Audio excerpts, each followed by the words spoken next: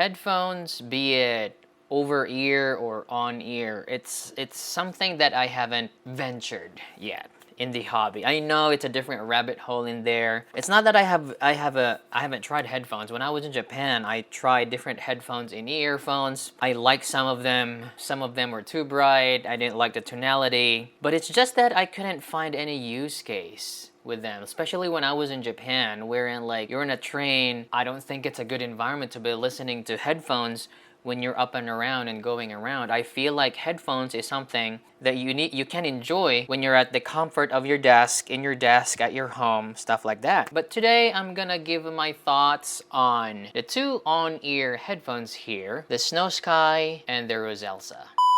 Good day guys, it's Practiphile, and today we're gonna take a look at the Snowsky Wind. Thank you so much Theo and Snowsky for sending this over. And also the Roseselsa Distant Mountain. It says Hirharu Kanayama. Yama is like mountain. So thank you also Roseselsa for sending these over here. So let's probably start with the Theo first, because the Snowsky comes at a very affordable price of around $20, sometimes cheaper, $17 or $19, something like that. The build is plastic. I think the driver is a 40mm dynamic driver. Impedance is 32 ohms. I heard that the dynamic drivers are from Japan, so does it mean it's good? I'm not sure. I'm not sure about that, but yeah, this is a very budget-friendly on-ear headphones. It's pretty light. Actually, it feels cheap. Honestly, it feels cheap. But the thing is, I also don't have a rig to measure headphones, so I'm probably just gonna use side salad audio's measurements, because I think on Squig he's the only one who has measured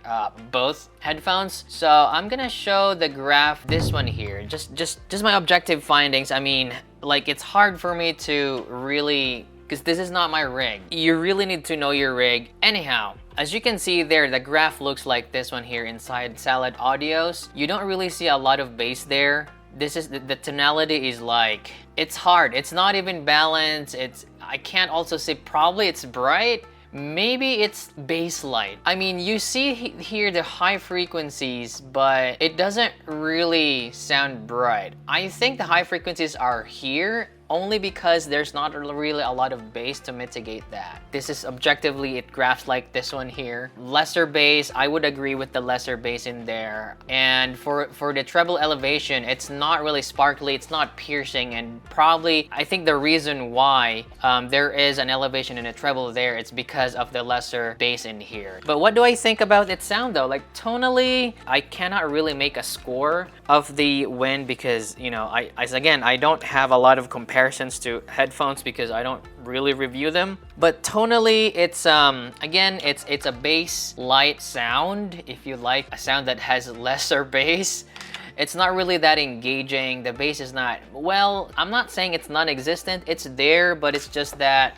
man, it's so hard to review this. I just think that you get what you pay for. For a price of 20 bucks or $17, if you want clarity and impact or something, I think it's better to get in earphones. But of course, again, you really have to know what your use case is. So if you just want something to listen to while you can hear ambient sound, you know, like when you're walking around and you want to hear ambient or noises outside, this is okay. You don't really need a lot of like clarity or something. Just, you know, like you want some like a background music while you're walking, it's fine. It's really up to you. But the sound quality wise, for 20 bucks, yeah, you get what you pay for. Mids are okay. Think of it as like cheap speakers, or like, they don't sound expensive. That's what I'm gonna say. There's treble, there's mids, there's bass, but you know that you don't even get very good separation, if that makes sense. So it's okay for the price. Really, you really have to know what you're gonna use this for. So that's about the Snowsky Wind. Moving on to this one here, the Big Mountain.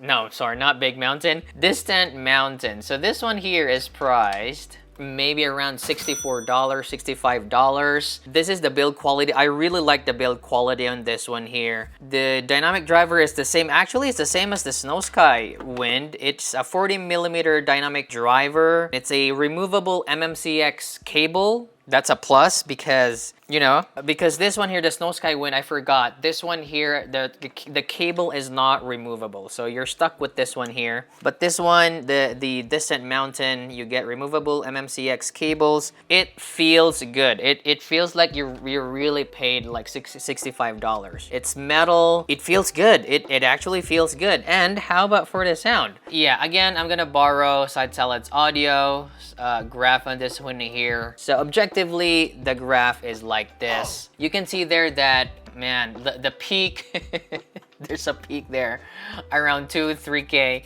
Yes, it is distinct. You hear that peak in there. It comes off as a little bit nasal, almost shouty, especially for female vocals. The timbre is a little bit off. It's just a little bit off. Like the instruments, there's just timbrely. It's just off. That's what I can say. However, aside from that, I do find that the treble extension is really natural sounding. It doesn't sound dark in here, although it looks like, look at this one here. If I overlay the graph of the Snowsky Wind, it looks like the wind would sound really bright, but on listening, it's actually not. Probably because the Distant Mountain bass extends better than the wind. As you can see there, it extends better, and so that's why it's able to mitigate the high frequencies better, although it's not really able to mitigate that peak in there at 3K. I really wish it would have been like lesser in that area so that it would sound more natural. But sound-wise, I can really feel that the Distant Mountain has more clarity. I'm not saying that it's actually because of the peak here. It's just really, I don't know, it's just really the clarity and the incisiveness of the instruments just sounds better with the Distant Mountain. The bass is also more distinct in there because, you know, you can see there that there is more extension. It reaches lower compared to the wind. Also with technicalities, the separation is also better with the Distant Mountain. The Distant Mountain is a very good starter on-ear headphones if you're on a budget. But then again, it's hard for me to recommend it. Like if you're coming from well measuring earphones, the Distant Mountain is gonna sound shouty and not really like banshee shouty, but the timbre is really gonna be it's really gonna be off. So I mean, the build is nice, the cable is removable, but other than that, I mean, there's pros and cons to these two here. So I think if you're on a budget and you really don't care about sound quality, you just want background music while you're walking, while hearing background noise or ambient sound, I think the Snowsky is a good pick. If you want a little bit of an upgrade in terms of sound, build quality, and if you also like this, I really like the design on this, like really retro style. I think you can pick the Snowsky. Although, I mean, I've heard the KOS on-ear headphones, and I think the KOS on-ear headphones sound more natural. They're warm, but I think if you have the cash, I think they're a very good, like in my opinion, I think they're still better if you have the cash. But I don't know, how much are they now though? Like KOS Porta Pro. They're not that expensive, you know, 39 bucks, you know. Yeah, I mean, Porta Pros, they're actually really good sounding on-ear headphones. So I think those are still better. But yeah, if you like the form factor of the Distant Mountain, go ahead, buy them. If you like light and cheap, then the Snowsky Wind. But personally though, it's really my first time like reviewing headphones. And you know me, I'm very practical. Maybe at this time, headphones is really not for me. See you next time and have a great day.